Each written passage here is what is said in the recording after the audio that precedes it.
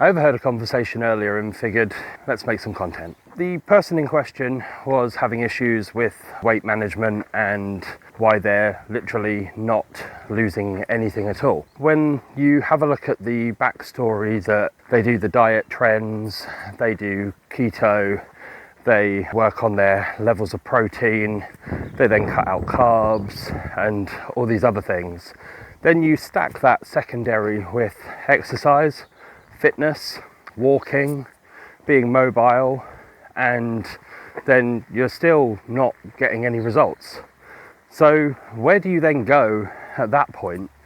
Because you will find yourself getting into a situation whereby you don't actually know where to go. You're following all of these trends, you're following all of this apparent advice, and what you're not exposed to is anything outside of those factors or variables. When that is the case, where do you turn to and where do you go? In simple terms, it's like fixing any problem. You can go into the problem wanting to fix it, not necessarily having the tools to fix it. In those instances, we turn to outside sources. The only thing we have is the collective knowledge or the mainstream knowledge of what is apparently known and what historically, if you look back on it, has never really worked. What you do is you get variants of that. Then you get extrapolation of those individual elements in order to not fix the problem or not create the desired outcome from a place of long-term benefit to the individual. What you actually get is a constant coping mechanism and a survival adaptation, which then at some point leads you to wonder if anything is ever going to change. Where do we begin with this one? We have to have a look from a holistic perspective. What I mean by holistic is not mainstream holistic. From mainstream perspectives, holistic is just looking at the actual problem, but from a sole input. So we're looking at the whole thing, but we're only actually using one modality, or we're actually only using one methodology. What you then find is it's listed as holistic, but in real terms, none of it is holistic because it's only ever partial. Holistic is actually the whole, but it's by looking at the whole with everything. Then what you do is once you know what the unified collective whole is, you can then start subdividing that into conditions or variables or areas to then target and to address. Because we're not looking at it from that place, then we have the problem. If we're only ever looking at one tiny thing of the whole, how can we ever then move beyond that one thing? How do we then get ourselves out of the cycle of the fact that none of this stuff is actually moving? Unless we're moving outside of, let's just focus on this one thing, losing weight, we're only dealing with one of the key areas. From a holistic perspective, we have to look at spiritual, the least dense. We then have the mental, the next least dense. We then get a bit more dense in terms of emotion. That's basically the glue between the mental and the physical. The last stage that we've got is actually the physical stage, which is the most dense and takes the most time. And then what we have is a spectrum. We have to get to the point where it's mind over matter. We have to go through these stages in order to go back and actually correct all the habits, patterns and behaviors that are leading to the end result, which is showing in the physical. Rather than targeting the physical in its sole existence, we have to go back up through these layers in order to then get to the position whereby the individual themselves is aligned, doing things that are solely designed for their experiences and their growth and their own development. When we have a look at most weight loss, psychologically, that's not going to be beneficial for anybody. Because if you lose something, what's the first thing that you do? You try and find it. Subconsciously, you've lost all this weight, or you're at a point where you've plateaued and you're not losing any more weight. Regardless of what you do, subconsciously, you're going to be looking for it. So what then happens, you stack this physical element with the food element, diet. And then when we stack the diet onto this physical element, what we have is we're actually depriving ourselves of food when we want it. we're disguising it and we're masking it with the fact of it's beneficial for us in the long term. Psychologically, what you're doing is you're depriving yourself of something that is aligned, or that you like, or that you used to eat, or that you enjoy eating, all for the sake of losing some weight.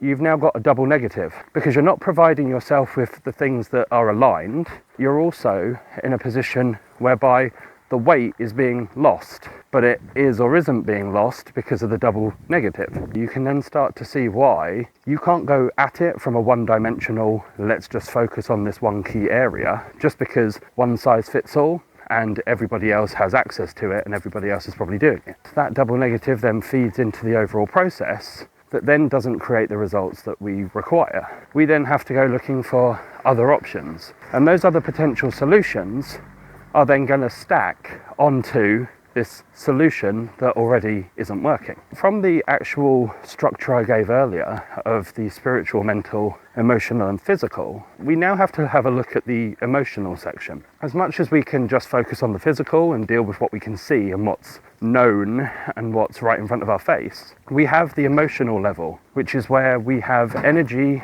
in motion. You yourself, when that energy in motion gets stuck, be it trauma, be it life experiences whereby you haven't got the level of skill that you need to cope, manage and get through situations, then it causes the identity to then get stuck. And that stuck identity then gets suppressed. Then you're surrounded by people who also will probably be in similar situations or come from similar backgrounds. The idea is that you all collectively identify patterns. Collectively identifying the pattern should then allow somebody at some point then to change the variables that then created the instance in the first place. Then we can go on to how that gets passed down genetically and how it's classified as genetics. The reality is it's just cellular memory. It's a collective group of people coming from a similar background with unresolved trauma. So with that, we then end up with trauma cycles that run generationally, and then nobody ever actually deals with it. This then ties in to the next stage. And the mental stage is clearly how we think. Thoughts are based on our past experiences and how we've been set up to either succeed and thrive, or ultimately not succeed and just focus on survival. The actual survival mechanism is driven by experience, driven by knowledge of those experiences that gets passed down generationally. But these things aren't being passed on, and there's no growth, there's no learning, there's no development, and there's no lessons being taken into account. How are we actually meant to then resolve anything moving forwards? These situations are only there creating how we think, act and feel based on the thoughts that we had at certain points in our lives through certain experiences that we may or may not have had our needs met. We may or may not have had an environment that actually is beneficial for our growth and therefore set us up correctly to then manage. All of our experiences that then come after this follow the same patterning and habits and behaviours because we're putting out the same stuff into our experiences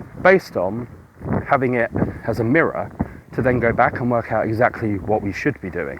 And once you get through all of these stages, we can then get to a point where we find our own personal alignment and whereby we set ourselves up to find our own balance and our own harmony. And then at that point, we can then go back to the outcome that we're after, more likely to then manifest itself solely on the basis that we are doing everything that aligns ourselves to our own experience.